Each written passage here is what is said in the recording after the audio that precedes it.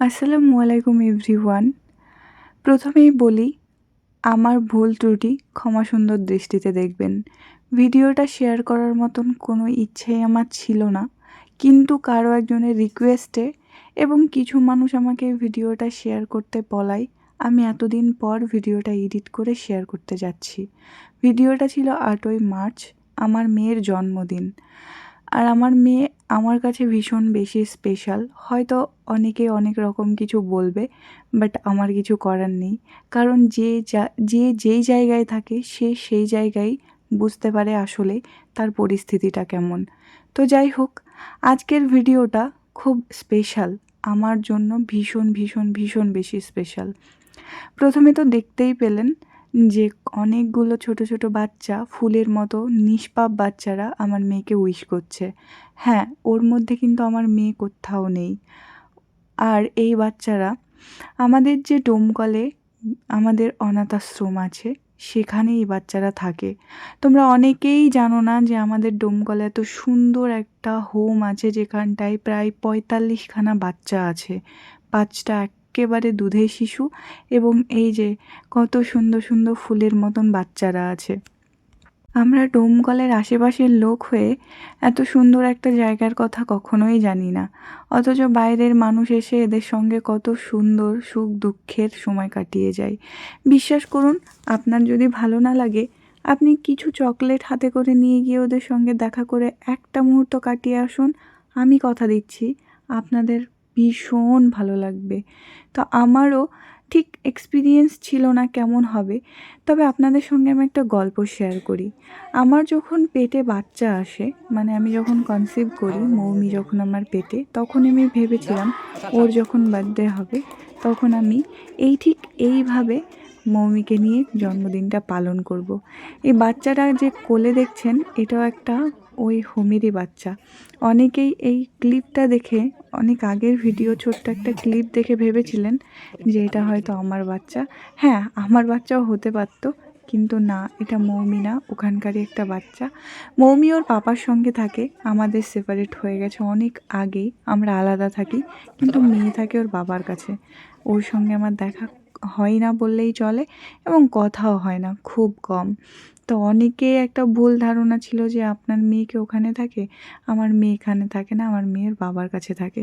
তো আমার ইচ্ছা ছিল এদের সঙ্গে একটা দিন কাটানোর, একটা মুহূর্ত কাটানোর, একটা বেলা কাটানোর, কিন্তু আমার এই ইচ্ছাটা যে আল্লাহ এত সুন্দরভাবে পূরণ করবে আমি কখনোই ভাবতে পারিনি।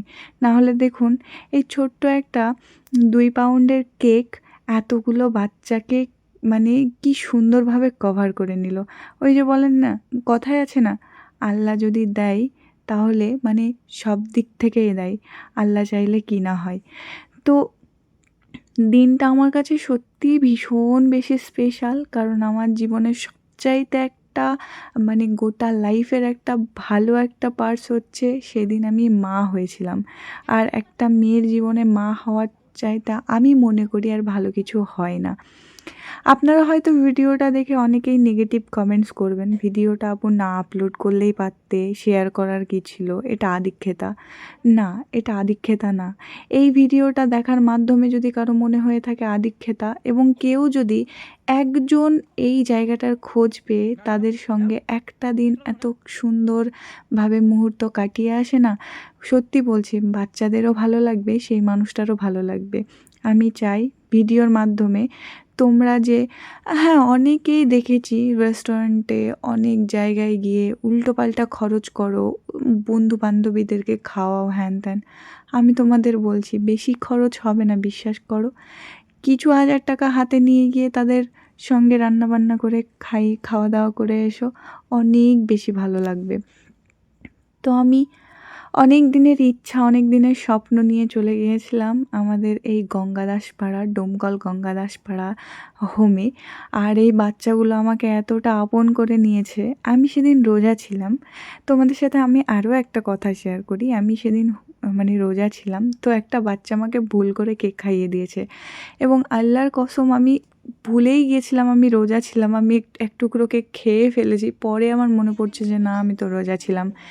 তো এই যে বাচ্চাটা এখন কান্না করছে, এই বাচ্চাটার বাড়ির লোক এসেছে তাদের সঙ্গে দেখা করতে। তো আমি বলছি আমি তোমাদের সঙ্গে এসে সময় কাটিয়ে যাব, তোমরা কান্না করো না। আর ওরা এত ভালোবাসা দিয়েছে আমাকে যে আমি কি বলবো।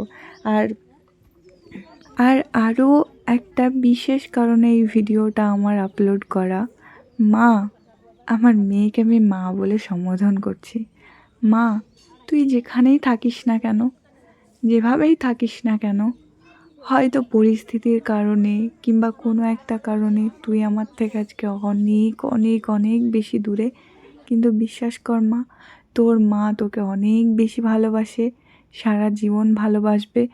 হয়তো ভুল ভুল বুঝিসনি, হয়তো যেটুকু বোঝানো হয়েছে তোকে, জানি না কেমনভাবে নিস তুই আমাকে, কিন্তু অনেক বেশি ভালোবাসে মা তোকে। অনেক বড় হও, অনেক অনেক অনেক বড় হ, আর মাকে ভুল বুঝিস না। আরও একটা কারণে, আরও একজনের রিকোয়েস্টে এই আমার ভিডিওটা শেয়ার করা। তো দেন ওখানটায় আমি উপরে উঠে কিছু দুধের বাচ্চা ছিল, প্রায় যাদের বয়স 4 মাস, 5 মাস কিংবা আড়াই বছর, তাদের সঙ্গে একটু দেখা করে আসলাম। আসার পরে এদের সঙ্গে একটু গল্প করছিলাম। সত্যি বলছি আমার মন চাইছিল না আমি উঠে আসি, আর ওরাও আমাকে আসতে দিচ্ছিল না, এতটা আপন করে নিয়েছিল। তো আমার লাইফের একটা বেস্ট দিন কাটিয়ে এসেছি ওদের সঙ্গে। আবারও বলছি, তোমাদের যাদের যাদের মন ভালো থাকার জন্য কোনো জায়গার দরকার হবে, তারা অবশ্যই গিয়ে একবার সময় কাটিয়ে এসো। তো এই ছিল আজকের ভিডিওটা। প্লিজ আবারও বলছি, ভিডিওটাকে নিয়ে কেউ সমালোচনা করবেন না, আমার ভুলগুলো ক্ষমা সুন্দর দৃষ্টিতে দেখবেন।